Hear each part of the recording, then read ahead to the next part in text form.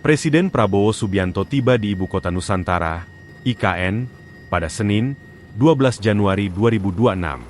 Kunjungan perdana Presiden Republik Indonesia ke-8 ini disambut dengan antusiasme dan optimisme terhadap IKN sebagai ibu kota masa depan Indonesia.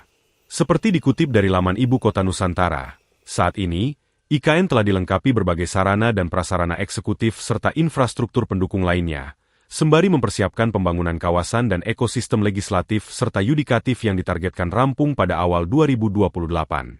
Setibanya di IKN, Presiden Prabowo disambut oleh Kepala Otorita IKN Basuki Hadi Mulyono dan Menteri Pekerjaan Umum Dodi Hanggodo beserta jajaran.